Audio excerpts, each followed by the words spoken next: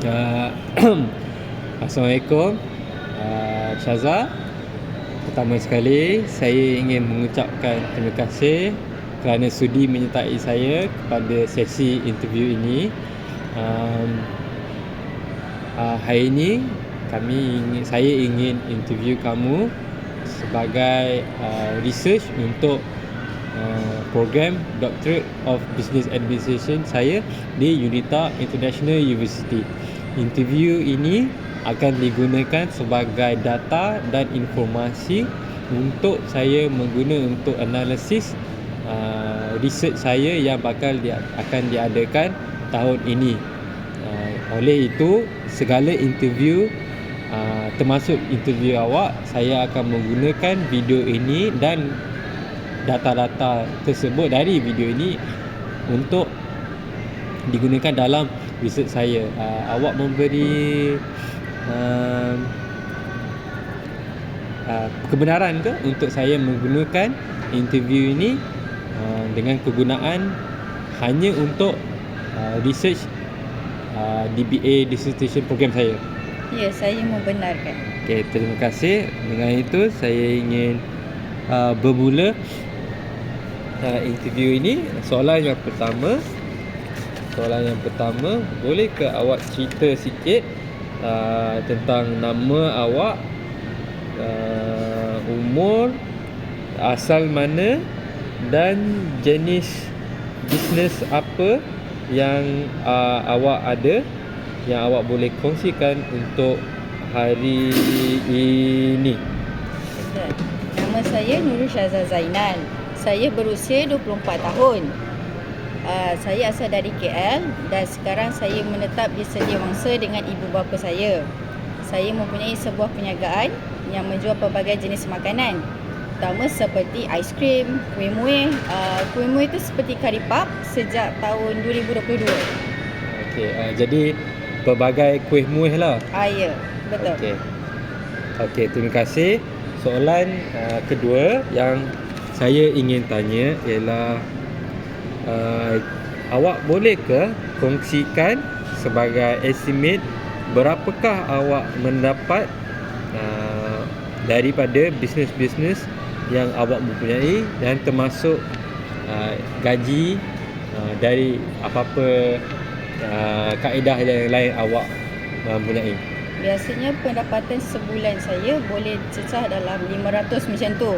Tetapi kalau dapat order yang besar, sebagai contoh time raya, alhamdulillah saya boleh dapat dalam 800 juga.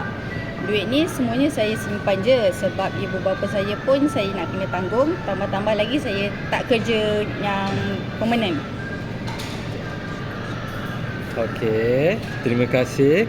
Jadi based on awak punya informasi yang awak memberitahu tadi, agaknya awak berada di dalam income group yang apa? Jadi apa maksud saya dengan income group tu? Kita diperbahagikan daripada B40, M40 dan T20. Jikalau income awak lebih kurang daripada 3,400, awak di kategori bawah B40. Kalau income awak bawah lebih kurang 10,000, awak berada di M40, dan atas selebih 10,000 awak berjatuhi kepada T20. Jadi oleh itu, dengan awak punya income dari bisnes-bisnes awak dan mana-mana lain kaedah, awak rasa awak berada di income group yang di mana? Saya dan keluarga memang bawa B40. Walaupun ayah saya ada pension, tapi pension tu tak tinggi sangat. Okey. Kami pun duduk rumah di kawasan macam PPR macam tu lah. Tapi kami memang B40. Alhamdulillah setakat ni cukup lagi makan. Okey, alhamdulillah. Awak memang duduk dengan ibu dan ayah ke? Ya, saya memang duduk dengan ibu ayah. Okey, terima kasih. Jadi saya nak pergi ke soalan yang seterusnya.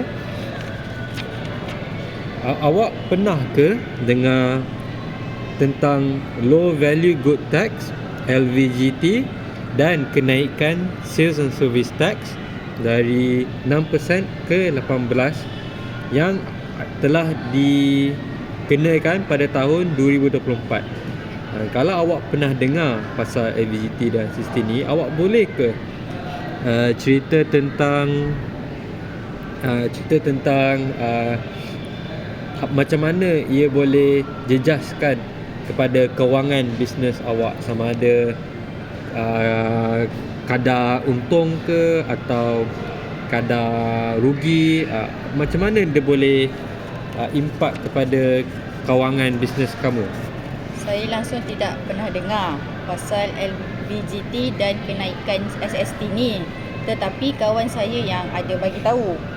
Asalnya saya tak terkesan pun dengan teks ni. Tetapi bila saya cek balik, memang ada sikit efek dekat kewangan saya. Contoh kos nak jual online tu susah sikit lah. Platform pun dah naik, delivery service pun dah naik sekarang. Okey, jadi bagi awak memang ada impact lah kepada bagi awak memang ada impact lah kepada kewangan bisnes awak. Ya, betul. Okey, terima kasih. Jadi saya pergi ke soalan seterusnya. Apakah disebabkan perubahan kewangan ini, apakah perubahan ataupun strategi yang awak membuat untuk mengatasi masalah kewangan ini yang berlaku akibat berlakunya LVGT dan 8% SST ini? Saya memang terasa susah sikit lah. Tapi setiap kali mempunyai perubahan pada kewangan bisnes, saya biasanya macam kena mengubah jugalah benda tu ke arah yang ikut bisnes tu lah. Jadi untuk saya terpaksa kurangkan menjual online untuk mengelakkan dari mendapat untung yang kecil. Jadi awak mengakulah memang disebabkan LVGT dan kenaikan 8% SST ni awak terpaksa membuat sedikit perubahan. Ya, betul. Okey, faham. Terima kasih. Seterusnya saya ingin tanya, bagi pendapat awak nampak sejauh mana LVGT dan 8% SST ini akan betul-betul impact awak bukan setakat awak punya bisnes, tetapi seluruh golongan B40 entrepreneur di Malaysia. Awak rasa bagaimana diorang akan mengatasi masalah ni dan mereka akan diefekkan oleh LVGT dan 8% SST ni seperti macam mana awak yang dikenakan tadi? Saya sendiri tak sedar sangat tentang LVGT dengan 8% service tax ni. Tetapi nampak gaya semua bisnes kecil, terutama yang kecil macam saya, akan terjejas, terutama yang online. Saya baru nak promote online sekarang lagi susah sebab LVGT itulah kesan dia kepada orang yang online. Jadi bagi awak dia akan impact kepada ramai orang, tapi terutama kepada orang yang berada di online business lah. Ya, betul. Okey, terima kasih. Jadi saya akan pergi ke soalan yang seterusnya. Jadi saya nak tanya, awak boleh ke lebihkan cerita lebih tentang bagaimana LVGT dan 8% SST ni yang diperkenalkan pada tahun 2024 menjejaskan operation bisnes awak. Jadi nak pendekkan, tadi saya tanya tentang kewangan. Kali ini saya ingin mengetahui bagaimana LVGT dan 8% service tax ni menjejas operasi bisnes awak, sama ada dia menjejas lagi bagus ke atau lagi teruk. Walaupun awal-awal tu saya tak perasan pasal service tax ni, tapi akhir lama-lama tu akan sedar juga sebab dia memang akan efek kita. Untuk bisnes saya setakat ni saya hold dulu. Plan nak push masuk online. Saya fokus dulu dekat jual direct customer. Dekat jiran-jiran ke, dekat kenalan ke, saya akan push ke situ dululah. Okey, jadi pada walaupun walaupun 2024 ni baru je berlakunya LVGT dan SST ni, tetapi ia ada menjejaskan sedikit lah kepada awak punya operasi. Ya, betul. Okey, terima kasih. Boleh, saya pergi ke soalan yang seterusnya. Okey, awak tadi ada mencerita bahawa operation bisnes kamu telah diperjejas oleh perkenalan LVGT dan 8% SST tax ni. Jadi saya ingin tanya, macam mana awak adapt, macam mana awak berubah atau mengatasi atau adapt awak punya operation untuk mengatasi masalah yang berlaku disebabkan LVGT dan 8% SST ni. Dalam dunia bisnes ni memang banyak sangat berubah. Jadi kita yang sebagai pemilik bisnes kena selalu peka dengan fleksibel untuk tengok nak sesuaikan daripada segi masalah tu lah. Jadi bila saya sedar yang LVGT dengan SST ni, saya terpaksa berhenti dulu, berhenti dulu daripada jual online. Walaupun niat tu dari dulu memang dah ada, tapi buat sementara ni kita tengok dululah macam mana. Jadi memang awak ada buat sedikit perubahan lah kepada operation kamu untuk mengatasi masalah yang disebabkan oleh LVGT dan SST yang menjejaskan operation awak. Ya, betul, ada lah sikit-sikit. Okey. Terima kasih. Soalan seterusnya yang saya ingin tanya ialah awak boleh ke cerita sikit tentang bagaimana effectiveness awak punya perubahan yang awak ingin membuat untuk bisnes awak, dari segi kebaikan dia lebih baik atau lebih buruk, apakah efek perubahan kepada operation bisnes awak akibat strategi-strategi yang awak ingin cuba buat disebabkan pengenalan LVGT dan 8% SST ni? Tak ada efek sangat, kecuali cuma efek plan bisnes saya je lah. Sebab macam saya cakap tadi, saya target tahun ni nak push ke online, tetapi terpaksa berhentikan sekejap sebab kos tinggi. Lagi sebab LVGT dengan SST tu. Okey, jadi dia bukan setakat efek operation awak je, dia juga efek planning operation awak kepada masa harapan macam itu. Okey, terima kasih. Oleh itu saya pergi ke soalan yang seterusnya. Soalan yang seterusnya saya ingin tanya, awak tadi telah memberitahui bahawa ada perubahan kepada bisnes awak disebabkan LVGT dan kenaikan 8% SST ini. Jadi dari segi customer atau consumer base awak ada perasan ke apa-apa perubahan kepada awak punya customer demand, sama ada dia meningkat ke menurun ke disebabkan kemasukan LVGT dan 8% SST ni? Saya ada perasan sikit lah, sebab LVGT ni dan SST ni semua orang cakap kononnya beli online mahal. Jadi dari segi pengalaman saya, lagi bagus kita sedar apa-apa perubahan dalam bisnes kita sendiri. Sebab saya tahu sistem online ni mahal. Nak cuba online bisnes ni kadang agak susah lah. Okey, saya faham. Jadi nak double confirm, awak memang nampaklah ada perubahan kepada awak punya customer yang biasanya awak menghadap untuk bisnes awak. Ya, betul. Okey, terima kasih. Jadi soalan seterusnya yang saya ingin tanya ialah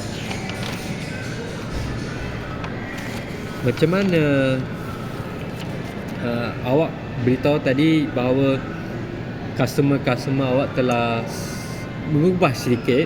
Jadi apa perubahan yang awak telah melakukan kepada bisnes awak dan apa-apa strategi bisnes awak? Macam mana, apa yang awak melakukan untuk mengatasi perubahan customer awak?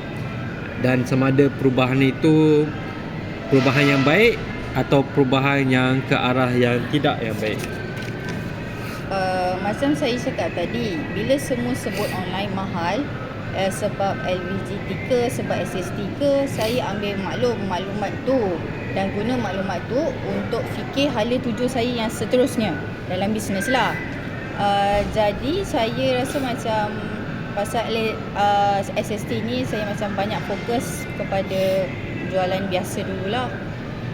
Okey, jadi impact dia tu tak ada impact tetapi tidak setinggi ke atas sekarang. Okey. Dan soalan yang seterusnya saya nak tanya, dalam pendapat awak ada banyak berubah ke industri awak, terutama kepada golongan B40 entrepreneur Malaysia disebabkan berlakunya LVGT dan 8% SST ni? Awak boleh kalau boleh ke memberi sedikit contoh apa peluang yang diwujudkan disebabkan adanya berlakunya perubahan dalam industri dan bisnes awak? Memang ada banyak perubahan, sama ada kecil ataupun besar, semua bisnes akan nampak gaya akan terjejas. Tetapi saya nampak local seller seperti saya yang akan untung sebab kami tak terjejas sangat. Kalau daripada segi lokal, insyaAllah lah kot kita boleh improve sikit-sikit lah walaupun benda tu susah. Okey, terima kasih. Okey, dan saya nak pergi ni, kita dah hujung dah. Jadi saya just nak tanya ke soalan seterusnya. Awak boleh ke explain sikit apa strategi yang awak telah membuat pada bisnes awak disebabkan adanya LVGT dan 8% SST ni pada tahun 2024, dan sama ada strategi ni berjaya memastikan bisnes awak sentiasa tidak terjejas seteruk-teruk? Tak ada strategi sangat, cuma saya adjust sikit je bisnes saya. Memang semua bisnes akan hadapi masalah, tak kecuali saya. Tetapi kita sebagai business owner selebihnya tahu itu masalah kita lah. Kalau bukan kita, siapa lagi yang nak tahu? Okey, terima kasih. Awak boleh cerita ke soalan seterusnya, awak boleh cerita ke apa masalah yang awak dihadapi selepas membuat apa-apa strategi yang awak ingin membuat kepada bisnes awak sejak adanya LVT dan SST ni, sama ada kepada produk baru ke, atau mencari income lebih banyak ke, atau mencari supply baru ke, atau seperti atau apa-apa ke yang masalah yang awak menghadapi?